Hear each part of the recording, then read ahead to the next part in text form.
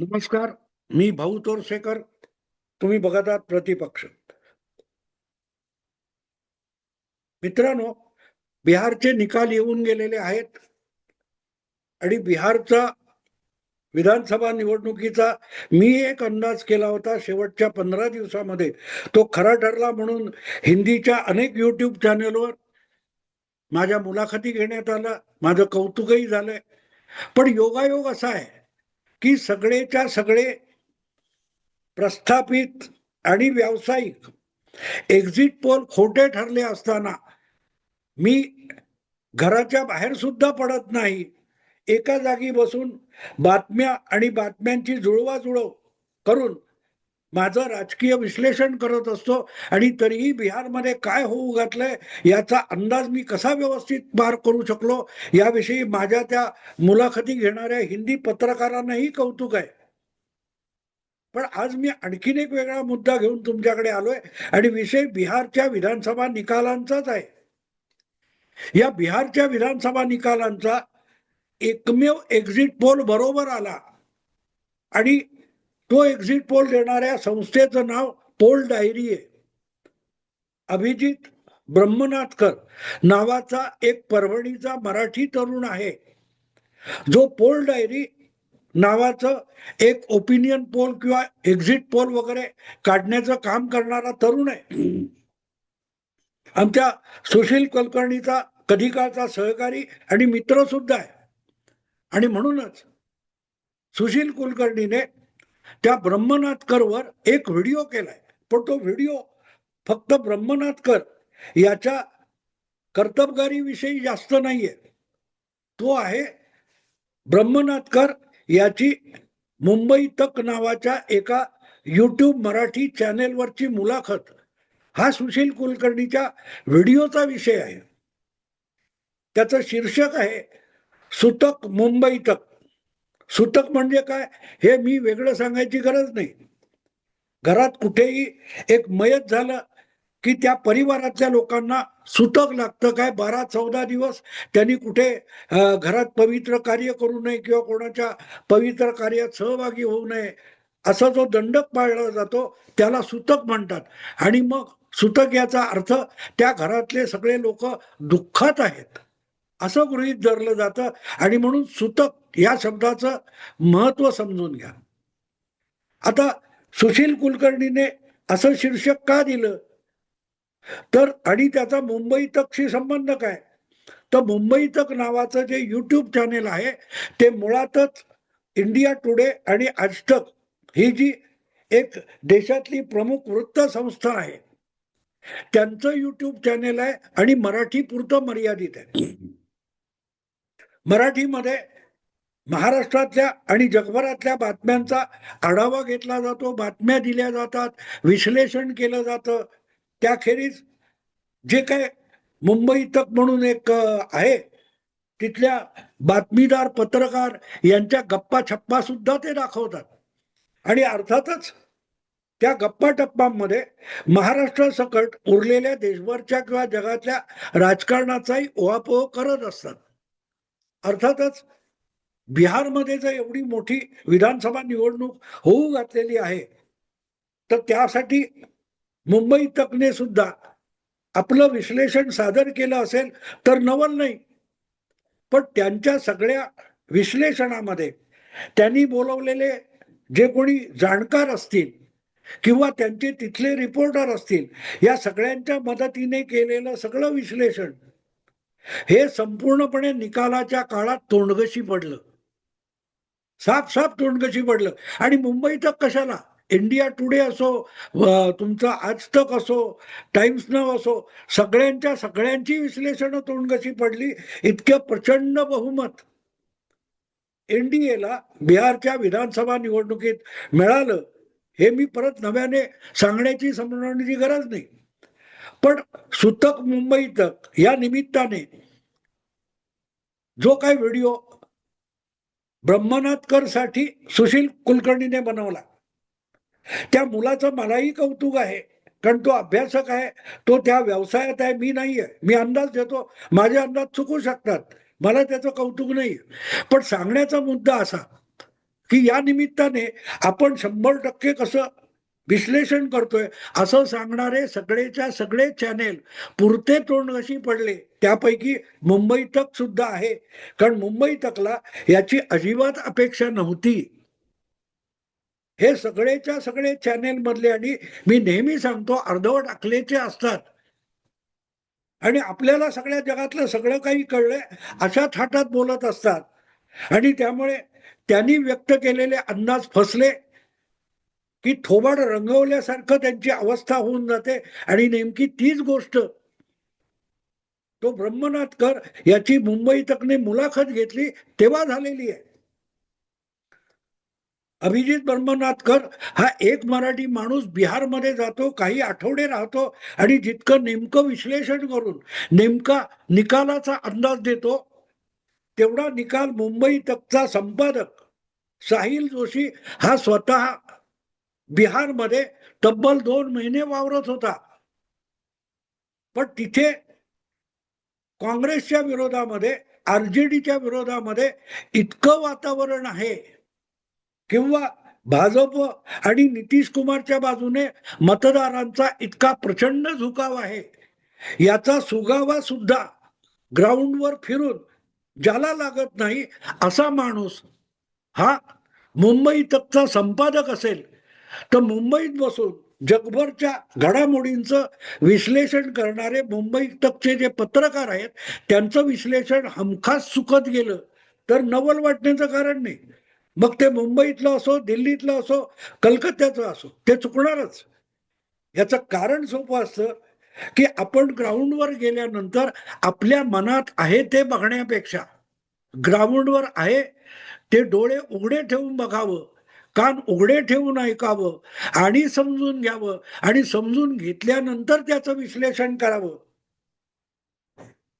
याचं भान नसेल तर तुम्ही तुमच्या डोक्यात जे काय घोळतंय घोंगावतंय तेच सत्य म्हणून सांगायला लागता, आणि सत्य समोर असतं ते तुम्ही बघू सुद्धा शकत नाही. आणि म्हणून बिहारमध्ये जाऊन सुद्धा ब्रह्मनाथकर याला जे बघता आलं, अनुभवता आलं आणि सांगता आलं, ते मुंबई तकचा संपादक साहिल जोशीला सांगता आलं नाही. आणि बिचारा साहिल जोशीला सांगता आलं नाही तर तो ज्या युट्यूब चॅनेलचा संपादक आहे तिथल्या स्टाफला विचारायला काय सांगता येईल. मुद्दाम त्या विषयावर त्या 1 तासाभराची काहीतरी ती मुलाखत आहे ब्रह्मनाथकरची, मुंबई तकने घेतलेली. आणि हर्षदा आणि अनुजा नावाच्या 2 मुलींनी, आणि मला वाटते अभिजित नावाचा एक पत्रकार आहे, या तिघांनी मिळून ब्रह्मनाथकरची ती मुलाखत घेतलेली आहे. आपण बिहारमध्ये फिरताना काय बघत होतो, काय समजून घेत होतो, कसा अंदाज बांधत होतो, तिथली राजकीय परिस्थिती काय, लोकमत कसं होतं, कसं फिरत होतं, हे ब्रह्मनाथकर पदोपदी आणि बारकाईने समजावत होता. पण ते समजवताना हर्षदा आणि अनुजा या दोन्ही पत्रकार मुलींचा चेहरा हा अक्षरशः सुटकी झालेला आहे. आता गंमत अशी आहे की अनुजा किंवा हर्षदा या दोन्ही मुली ह्या काँग्रेसच्या किंवा आरजेडीच्या कार्यकर्ता नाहीयेत. त्यामुळे त्या पक्षाचा पराभव झाला तर त्यांना दुःख व्हायचं कारण नाही किंवा त्यांना सुतक लागायचं कारण नाही. हा, पण आपले अंदाज संपूर्ण तोंडगशी पडले. आपण केलेलं विश्लेषण बिहार विषयी, आपण जी काय अक्कल पाजळली होती तो शुद्ध अक्कल शून्यपणा होता, याचं जर रिअलायझेशन असेल, त्यामुळे त्यांचे पडलेले चेहरे दिसत असतील तर ते गैरलागू आहे असं मी म्हणणार नाही. पण हे त्या दोघींचे चेहरे बघताना मी 50 वर्ष मागे गेलो मित्रांनो. 50 काय नेमकं सांगायचं तर 53 वर्ष मागे गेलो. कारण ज्या अनुभवातून आज ही तरुण मुलं अनुजा किंवा ती हर्षदा, आपण काय समजून बसलो होतो, आपण काय बोलत होतो, आपण काय लिहित होतो आणि घडलंय काय, यामुळे जे एक नैराश्य येतं त्या अनुभवातून मी पण गेलेला आहे. त्यांची टिंगल मी करणार नाही, कारण मी सुद्धा त्या अनुभवातून गेलेला आहे. आणि म्हणून मी सांगतो 1972 मध्ये मी जेव्हा दैनिक मराठामध्ये नवा 1.5-2 वर्षाचा पत्रकार होतो, आणि त्यावेळेला व्हिएटनाम युद्ध जोरात सुरू होतं, व्हिएटनाम, कंबोडिया. आणि त्यामुळे सगळ्याच्या सगळ्या डाव्या चळवळी, डाव्या विचारांचे लोक हे कमालीचे अमेरिका विरोधी होते. मी सुद्धा डाव्या चळवळीतला होतो आणि पत्रकार म्हणून सुद्धा अमेरिकेवर शक्य तितके ताशेरे झाडायचे. हा आमचा धंदा होता. मी पण लिहिलेलं आहे. त्याच्या पलीकडे जाऊन मी ज्या विद्यार्थी चळवळीमध्ये होतो त्यामध्ये सगळ्या डाव्या संघटना होत्या. आज पांढऱ्या केसाचा तो तुम्हाला प्रकाश रेड्डी दिसतो, उद्धव ठाकरेंच्या इर्द गिर्द फिरणारा, तो पण आमच्या बरोबर होता. आणि फार कशाला, या मुंबई तकचा संपादक साहिल जोशी याचे आई वडील दोघेही समाजवादी युवजन सभेचे सदस्य म्हणून त्या युवा आंदोलनात आमच्या बरोबर असायचे. रमेश जोशी आणि विजया जोशी, साहिल जोशीचे आई वडील सुद्धा आमच्या बरोबर असायचे. आणि मला आठवतं त्यावेळेला आम्ही अमेरिकेच्या या विस्तारवादी आक्रमक धोरणाविरुद्ध पुरोगामी युवकांचा मोर्चा काढला होता. अमेरिकन वकिलात नाही, त्याला युसीस म्हणायचे. अमेरिकेचं जे माहिती केंद्र होतं चर्चगेटच्या अलीकडल्या खाऊ गल्ली म्हणतात, तिथे तिथे आम्ही मोर्चा काढला होता. साहिल जोशीचे आई वडील पण त्यात होते. आणि गंमत मित्रांनो अशी झाली की एवढा सगळा डंका पिटल्यानंतर सुद्धा, म्हणजे अर्थात डंका पिटून आम्ही इथे डंका पिटून काहीच उपयोग नव्हता, पण एक भ्रम असतो आपण काहीतरी करतोय, आपण फार महान आहोत, असं एक ते कोवळ्या वयामध्ये, भारवलेल्या वयामध्ये असतं. आपल्यालाच जगातलं सगळं शहाणपण ते आमच्यातही होतं, माझ्यात होतं. आणि 72 सालच्या ज्या अमेरिकन राष्ट्राध्यक्ष पदाच्या निवडणुका झाल्या त्यामध्ये परत तोच रिचर्ड निक्सन अध्यक्ष म्हणून निवडून आला. आणि मला आठवतं मराठामध्ये मी किंवा आणखीन माझे 2 तरुण सहकारी होते, आमचे चेहरे पडलेले होते. मला कमाल आहे, असा कसा निकाल लागू शकतो? हा इतका भयंकर माणूस, तो त्या व्हिएटनामवर इतकं रक्तपाताचा अतिक्रमण करतोय वगैरे वगैरे, डोक्यात खूप काही होतं. तर मी असा विषण्ण चेहऱ्यांनी बसलेला होतो ऑफिसमध्ये मराठाच्या. आणि आमचे सहसंपादक आणि वृत्त संपादक रामभाऊ उडगी, आम्ही बाबा म्हणायचो त्यांना, बाबा अचानक तिथून जात होते आणि त्यांनी बघितले मी मान खाली घालून असा निराशाग्रस्त बसलेलो आहे. ते म्हणाले, भाऊ काय झालं रे? तू म्हटलं काय नाही, काय नाही, काय झालं सांग, काय अडचण आहे का? तर म्हटलं अडचण तर काही नाहीये. म्हणून असा का बसलायस तू, फ्यूज गेल्यासारखा का बसलायस? मी त्यांना म्हटलं नाही एवढं सगळं. आणि तो रिचर्ड निक्सन परत आला व निवडून, तर ते हसायला लागले. आणखीन व्यंकटेश राजुरीकर म्हणून माझे सिनियर होते, ते पण हसायला लागले. ते म्हणाले निवडून आला म्हणजे काय, तो अमेरिकेत आलाय, तो काय मुंबईत किंवा दिल्लीत उभा नव्हता. नाही पण म्हटलं असला माणूस कसा काय लोक निवडतात, कमाल आहे म्हटलं. तो भाबडेपणा होता माझा, पण होता.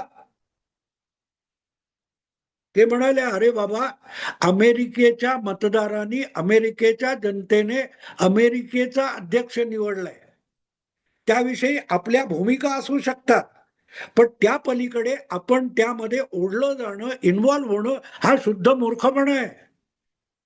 याच्यात भावनेचा प्रश्न कुठे आला? त्या देशाच्या नागरिकांनी त्यांना पाहिजे तसा राष्ट्राध्यक्ष निवडलेला आहे. आपण इथे किती खरडलं तर आपलं दिल्लीत पण कोणी वाचत नाही ना, मद्रासला वाचत, तर अमेरिकेचा आता काय प्रभाव पडणार आहे? आपण बडबडल्यामुळे अमेरिकेतलं एक मत सुद्धा इकडचं तिकडे होऊ शकणार नाही. त्यामुळे ही भूमिका आपल्या वाचकांना कळावी. रिचर्ड निक्सन जे करतोय हे चुकीचं आहे हे आपल्या वाचकांना कळावं, एवढ्या मर्यादेपर्यंत आपली झेप असते. ते आपण लिहिलंय काय आणि तिकडे घडलं काय याच्यामध्ये वाहवून चालत नाही. आणि आमची अक्कल, माझी अक्कल ठिकाणावर आली.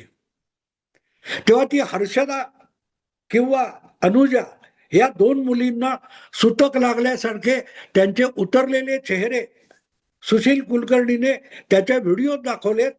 ते चेहरे बघताना 1972च्या अमेरिकन अध्यक्षपदाच्या निकालानंतर मी मराठाच्या ऑफिसमध्ये जसा विषण्ण चेहऱ्याने बसलो होतो, तो माझा चेहरा मला आठवला. माझा चेहरा मला आठवला. पण यातूनच प्रगल्भता येत असते. तो मूर्खपणा समजावणारा कोणतरी होता, हे आपण लिहितोय. त्याचा किती परिणाम होतो, कुठल्या मर्यादेत परिणाम होतो आणि त्या मर्यादेबाहेर परिणामाची अपेक्षा करणं हा शुद्ध मूर्खपणा आहे. हे समजवणारे बाबा म्हणजे रामभाऊ उडगींसारखे दिग्गज आणि वडीलधारे आमच्या पाठीशी होते. आजचे सिनियर्स नव्या पिढीतल्या मुलांना काही शिकवतात की नाही मला माहित नाही, समजावतात की नाही माहित नाही. कारण आता सिनियर कोण आणि ज्युनियर कोण हे कळणंच अवघड होऊन बसले. कालची शेंबूडपुशी पोरं सुद्धा फार ज्ञानी झालेली आहेत. जगाच्या राजकारणावर अधिकारवाणीने बोलतात, अर्थशास्त्रावर बोलतात, परराष्ट्र संबंधावर बोलतात, परराष्ट्र धोरणावर बोलतात, युद्धावर बोलतात, काय तो गुप्तहेर संस्थेबद्दल बोलतात, हेर खात्याबद्दल बोलतात. इतके ज्ञानी आम्ही त्या काळात नव्हतो, एवढं नक्की आहे. आम्ही एवढे ज्ञानी नव्हतो. जितकी ही आजची टीव्हीवर बोलणारी पोरं बघितली की असं वाटतं की देशातले मोठमोठे नेते ह्यांच्या घरी भांडी घासायला येतात किंवा ह्यांचा हागुमुतू साफ करायला येतात की काय. इतकं पांडित्य मिरवणारी जी पोरं आहेत त्यांच्यावर मग अशी निराशाग्रस्त होण्याची पाळी येते, सुटकात जाण्याची पाळी येते. त्या 72च्या रिचर्ड निक्सनच्या निवडीनंतर मला जो अनुभव आला होता त्यातून मी शहाणा झालो. आपल्या मर्यादा मला कळल्या. या मुलांना त्या मर्यादा कोणी दाखवतो का हा प्रश्न आहे. बहुतेक नाही. म्हणूनच मोकाट सुटल्यासारखं काय काय पांडित्य सांगत असतात. काय काय पांडित्य सांगत असतात. ह्याला धू धू धुतलं, त्याला धू धू धुतलं, त्याच्यावर पलटवार, ह्याच्यावर उलटवार. हे करता करता आपली बुद्धी आपण भ्रष्ट करून घेतोय. आपल्यातलं तारतम्य संपत चाललंय. याची सुद्धा भान न उरल्याचं ते लक्षण आहे. पण असो, तो जो काय सुशील कुलकर्णीने व्हिडिओ केलाय त्यामुळे या दोन मुलींचे चेहरे बघितल्यानंतर मला वाटलं की आपण आपली आठवण सांगितली पाहिजे. आज त्यांना कोणी हसेल, मला कोणी हसत नव्हता, कारण तेव्हा माझा कोणी फोटो काढला नाही किंवा रेकॉर्ड केलं नाही. ते रेकॉर्ड झालेलं आहे म्हणून सुशील कुलकर्णी त्या दोघींचे चेहरे दाखवू शकला. माझा चेहऱ्याचा फोटो पण कोणी काढला नव्हता. पण मला खात्री आहे की माझा चेहरा पण त्या दोघींसारखाच तेव्हा उतरलेला होता. असो मित्रांनो, आता थांबतो. आवडलं लाईक करा, शेअर करा आणि प्रतिपक्षाला सबस्क्राईब करा. नमस्कार.